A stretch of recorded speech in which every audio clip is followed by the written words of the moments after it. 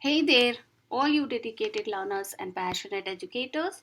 I trust you are all on fantastic learning journey. Welcome back to EduWorldInsight, your gateway to knowledge. Today we have got a captivating topic lined up for you. One that's a hot topic in Unit 1, that is Samkhya Philosophy. Yes, you guessed it right. We are diving deep into the intriguing world of Samkhya Philosophy, uncovering the answers to the most frequently asked questions. So, buckle up for an enlightening ride. Here is the questions. Question number 1. What is the primary focus of Samkhya philosophy? So options are meditation techniques, study of numbers and mathematics, understanding the nature of reality, and last one, ritualistic practices. So basically, Sankhya philosophy is deeply rooted in metaphysical inquiries about the nature and existence. It seeks to answer fundamental questions about universe, the self, and the relationship between the two. By understanding the nature, it attempts to provide a comprehensive worldview. Hence, the correct answer is option C, understanding the nature of reality. Next, question number 2. Who is considered the founder of Sankhya philosophy? Options are Adi Shankaracharya, Patanjali, Kapila, Gautam Buddha. So here we see Kapila is a revered sage and philosopher in Hindu tradition, and his teachings have had a profound influence on the development of Indian philosophical thought. Kapila is credited with authoring the Sankhya Sutra or the Sankhya Karika. This text serves as the foundational scriptures of Sankhya philosophy. In these sutras, Kapila outlines the core principles and concepts of Sankhya philosophy, including the distinctions between Prakriti, that is matter, and Purusha, that is consciousness. Hence, the correct answer is option C, Kapila. Let's move on to the next questions. According to Sankhya philosophy, how many fundamental elements exist in the universe? Options are 4, 25, 36, infinite.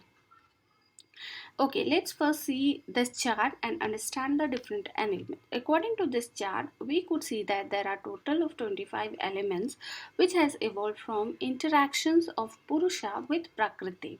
You can take screenshot of this and study it later. Hence, the correct answer is option B, that is 25 elements. Next, question number 4 is, which of the following is not one of the goal of Sankhya philosophy? Options are liberation, which means moksha, self realization, atmagyan, accumulation of material wealth, and freedom from suffering, that is dukkha nivritti. Sankhya philosophy is primarily concerned with spiritual goals like liberation, self realization, and freedom from suffering rather than the accumulation of material wealth. Hence, the correct answer is option C, accumulation of material wealth. Next, question number 5. According to Sankhya philosophy, what is the relationship between the individual soul, Atman, and the ultimate reality, Purusha? Options are they are identical, they are completely separate, they are interconnected but distinct, the individual soul is an illusion. Sankhya philosophy posits that individual soul, Atman, are interconnected with the ultimate reality, that is Purusha, but remain distinct entities. Therefore, the correct answer is option C, they are interconnected but distinct. Before we move forward, if you are new to my channel, then please like the session and also subscribe the channel for more such upcoming videos. Okay, let's move ahead.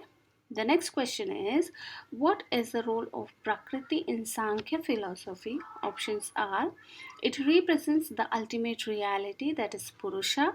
It is the material cause of the universe. It is the individual soul, Atman. It is irrelevant in Sankhya philosophy. As we have discussed before, in Sankhya philosophy, Prakriti is the material cause of the universe and it consists of 25 tattvas or fundamental elements. Hence, the correct answer is option B. It is the material cause of the universe. Next, question number 7. In Sankhya philosophy, evolution is considered to be a. This question is asked in 2020. So the options are teleological process, linear process, mechanical process, novel change. The three gunas, the prakriti, the subtle body, are all said to serve the purpose of the self. Evolution is teleological or purposive. You can say the teleological has a basic meaning of the study of ends or purposes. A teleologist attempts to understand the purpose of something by looking at its results.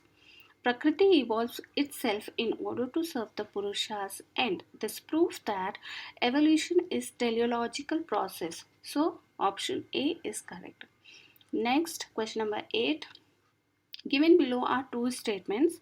Statement 1. The Samkhya theory that causation means a real transformation of the material cause into effect logically leads to the concept of evolution as the ultimate cause of the world of objects. And statement 2, the second type of ultimate reality admitted by the Samkhya is the self. The existence of the self must be admitted by all. So, in the light of the above statements, we have to choose the correct options from the following.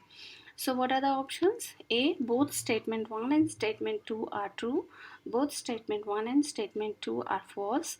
Statement 1 is true, but statement 2 is false. And the last one, statement 1 is false, but the statement 2 is true. So, let's understand the beliefs of Samkhya school of thoughts, or we can say Samkhya philosophy. The Samkhya school of thoughts does not believe that causation means a real transformation of the material cause into effect. They believe that causation is a relationship between two events where one event, the cause, brings about the other, that is effect. So the cause does not change into effect. Sankhya philosophy of thoughts also believes that there are two types of ultimate realities, that is Purusha, which means we can say spirit or consciousness, and Prakriti, that is matter. So Purusha is the conscious principle that is distinct from Prakriti. So Purusha is eternal, unchanging and uncaused. It is the witness of the world of object, but it is not involved in the world of objects. So the existence of Purusha is inferred from the fact that we have experiences of consciousness. Is a non-physical phenomena that cannot be explained in terms of matter. Therefore, it must be caused by something non-physical such as Purusha. Therefore, answer D is correct in that is statement 1 is false but statement 2 is true. Let's move on to the next question number 9. Which of the following statements are true? A. Samkhya means the philosophy of right knowledge, that is Samyakyati. B. Samkhya is a pluralistic spiritualism and an uncompromising dualism. C. Right knowledge is the knowledge of the association of the Purusha with Prakriti. D. Shankaracharya regards Samkhya as a main opponent of Vedanta. And last one, E. The view of Samkhya Yoga is called Prakriti Arambhavada. So you choose the correct answer from the options given. So options are A, B and E only, B, C and D only, A, B and D only, and the last one A, C and E only. So we'll understand what are the statements are true. So first one, Sankhya means the philosophy of right knowledge, Samyakyati. This statement is true.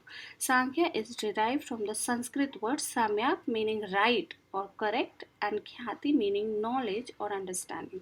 So Sankhya philosophy is concerned with attaining the right knowledge and understanding of the nature of reality. B. This is also correct. Sankhya is a pluralistic spiritualism and an uncompromising dualism. So here Sankhya philosophy is known for its dualistic approach, positing the existence of two fundamental entities, Purusha and Prakriti. It also recognizes multiple categories and principles and the manifestations of realities. Then D. Shankaracharya regards Sankhya as a main opponent of Vedanta. This statement is also true. Adi Shankaracharya, a prominent philosopher and exponent of Advaita Vedanta, considered Samkhya philosophy as one of the main opponents of Vedanta. He engaged in debates and discussion with Samkhya philosophers to establish the supremacy of Advaita Vedanta. Hence, the correct answer is third, A, B, and D only. Next, which of the following Indian school of philosophy does not reject Vedic authority? A. Charvaka philosophy, B. Buddha philosophy, C. Samkhya philosophy, D. Jaina philosophy. So let's understand about each philosophy in short. First, we'll see Samkhya. The Samkhya school of philosophy is a dualistic school of thoughts that believe that world is made up of two substances, matter and spirit. They accept the existence of God, the soul, and the Vedas. Charvaka. The Charvaka school of philosophy is a materialistic school of thought that believes that the only thing that exists is matter. They reject the existence of God, the soul, and the Vedas. Bauddha philosophy. The Bauddha school of philosophy is a non-theistic school of thought that believes that world is an illusion. They reject the existence of God, the soul, and Vedas. Jain. The Jaina school of philosophy is a non-theistic school of thought that believes that existence of many souls. They reject the existence of God, but they do accept Vedas as a source of knowledge. So obvious that the correct answer is C, Sankhya philosophy. Okay, let's move ahead.